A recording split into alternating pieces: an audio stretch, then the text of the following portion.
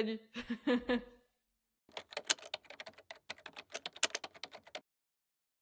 Alors du coup, moi, je suis Morgane Tubiana.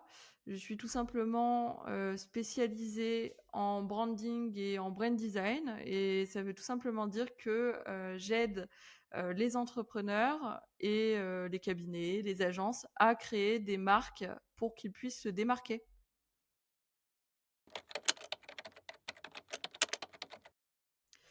Alors, pour résumer, ce qu'est le branding, bah, déjà, c'est pas une notion qui est très compliquée, mais la première chose que j'ai envie de dire, c'est que c'est pas un logo. Et donc, pour pouvoir définir le branding, il faut d'abord définir ce qu'est une marque. Et une marque, eh bien, c'est la perception que les gens ont à propos de ton entreprise ou de ton produit ou de ton service. En gros, c'est ce que les gens pensent de toi. Et donc, si on part de ce postulat-là, eh bien, en fait, le branding, c'est tout simplement le processus de construction d'une marque. C'est-à-dire tout ce que tu vas mettre en place pour faire en sorte de façonner une image de toi autour de toi.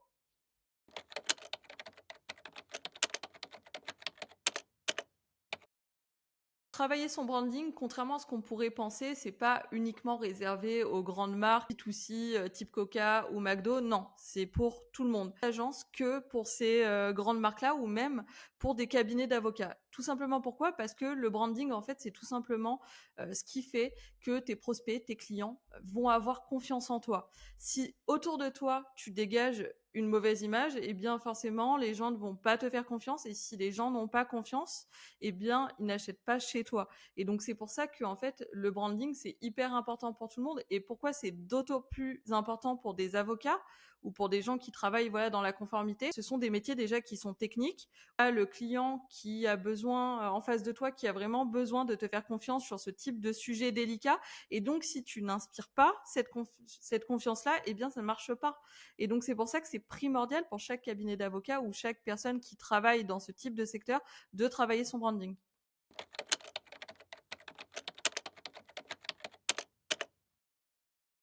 Il y a beaucoup de choses à faire parce qu'en fait, comme je le disais tout à l'heure, une marque, c'est ce que les gens pensent de toi. Donc, t'imagines bien que si tu fais juste un logo ou que si tu fais, je sais pas moi, juste un site web, ça suffit pas pour façonner une image de toi. En fait, toutes les interactions que tu vas avoir avec le monde extérieur ou que ton entreprise va avoir avec le monde extérieur vont façonner une image de toi dans la tête de quelqu'un. C'est-à-dire que même le pauvre message que t'envoie un client façonne déjà une image de toi. Donc c'est pour ça que quand on parle de branding, il faut avoir cette espèce en fait de vision globale. La première étape, en fait, ça va être de définir un positionnement de marque. Un positionnement de marque, c'est quoi? C'est tout simplement ce qui te différencie en tant qu'entreprise. C'est ta proposition de valeur unique qui fait qu'il n'existe aucun substitut à ce que tu fais. Une espèce d'îlot d'unicité autour de toi, c'est lui qui va te protéger de la concurrence. Ensuite, ce qu'il va falloir faire, ça va être définir les fondations de la marque. Et là, j'entends par là la vision, le constat que tu fais sur ton secteur d'activité ou sur le monde et comment tu imagines ton secteur d'activité ou le monde demain. Ensuite, il faudra définir ta mission, le pourquoi tu te lèves chaque matin et pourquoi ton entreprise existe. Et enfin, il faudra venir définir tes valeurs.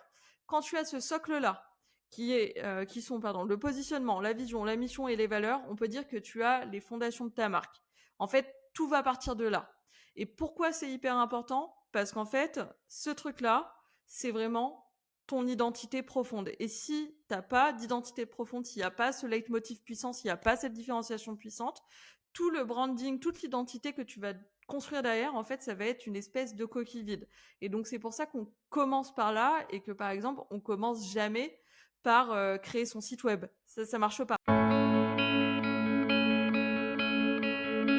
Ensuite, la deuxième étape, ça va être de trouver un nom de marque qui reflète ce positionnement et qui reflète en fait ton niveau de gamme. Parce que dis-toi bien que le nom de marque, c'est la première chose que tes prospects, que n'importe qui va voir à propos de ta boîte. Donc c'est le premier, voilà, c'est le premier élément de contact.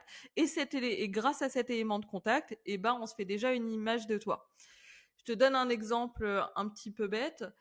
Quand tu t'appelles Dior et que tu t'appelles Babou Fashion, tu ne renvoies pas la même image. Forcément, si tu t'appelles Babou Fashion, bah, tu renvoies une image cheap et ton prospect s'attend à payer quelque chose qui ne va être pas cher. Quand tu t'appelles Dior, c'est totalement l'inverse. Donc là, c'est pareil. En fait, il va falloir choisir un nom qui reflète à la fois ton positionnement, pas forcément ton activité, parce que ça, c'est pas très différenciateur, et en même temps qui reflète un certain niveau de gamme pour justement ne pas attirer de mauvais prospects. La troisième étape, du coup, ça va être de créer ton univers visuel. Et donc, encore une fois, pour créer cet univers visuel, il va falloir se servir de tout ce que tu as fait avant. Donc, c'est-à-dire ton positionnement de marque, ta vision, ta mission, tes valeurs. Donc, vraiment toute ta stratégie de marque, tes fondations. Et là, il va falloir venir le traduire visuellement. Et donc, cet univers de marque, il va te servir à quoi?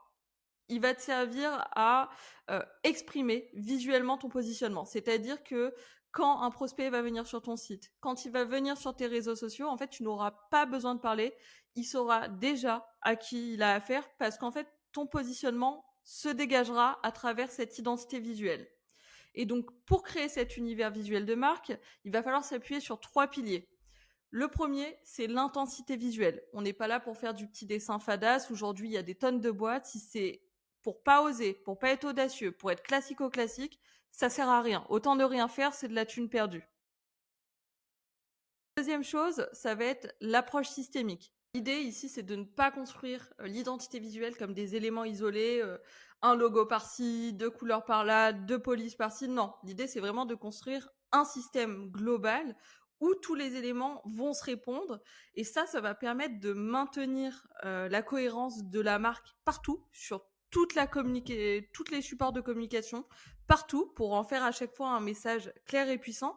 Et surtout, ça va donner de la puissance, en fait, à l'identité visuelle. Enfin, on a le troisième pilier qui est tout simplement le fait de servir de la géométrie pure pour créer une marque intemporelle.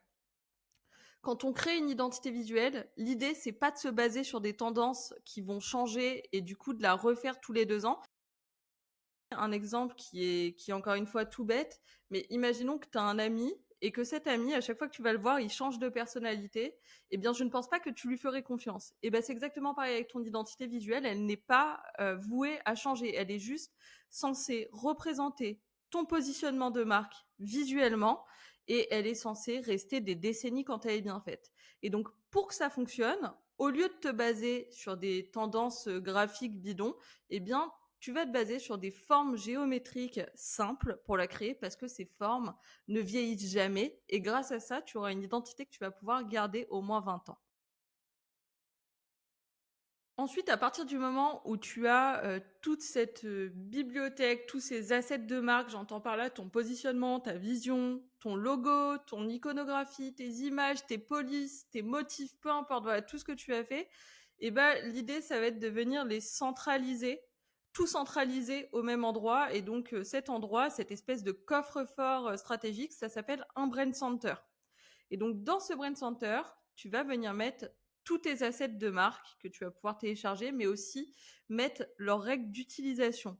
Et le fait d'avoir tout centralisé, eh bien, ça va te permettre d'avoir, voilà, toujours cette structure, cette bible qui va garantir la cohérence de ta marque partout où que tu ailles et sur n'importe quelle communication. C'est hyper important de faire ça parce qu'on peut vite se perdre entre tous les éléments. La quatrième étape, ça va être de déployer ta marque sur des templates parce qu'à partir du moment où tu as toute cette richesse, tout cet univers en fait autour de toi, si tu ne le déploies pas, eh bien, ça sert tout simplement à rien. Donc l'idée, avant de déployer, ça va être de te demander où est ta cible, sur quel canal elle est. Si par exemple ta cible est sur LinkedIn, mais que tu vois qu'elle n'est pas trop sur Instagram ou sur Facebook, ça ne sert à rien d'aller t'éparpiller et d'aller communiquer sur Instagram. Ça paraît logique, mais en fait, ça n'est pas tant que ça parce qu'on a tendance en tant que boîte à vouloir communiquer un petit peu partout de façon, on va dire, omniprésente. Faut se dire que c'est pas la peine. En fait, l'idée, c'est de se dire, ma cible est là, et si ma cible est là, bah, je vais créer des templates de marque pour déjà assurer la cohérence de ma marque et pour que chaque communication que j'envoie justement soit ciblée et puissante. Et ensuite, voilà, je vais communiquer sur le canal où est ma cible et rien de plus. Et si tu veux qu'on discute ensemble de ton image de marque, tu peux me contacter à mon nom, Morgane Tubiana sur LinkedIn, mais aussi sur mon site claqueyourbrand.com. À bientôt.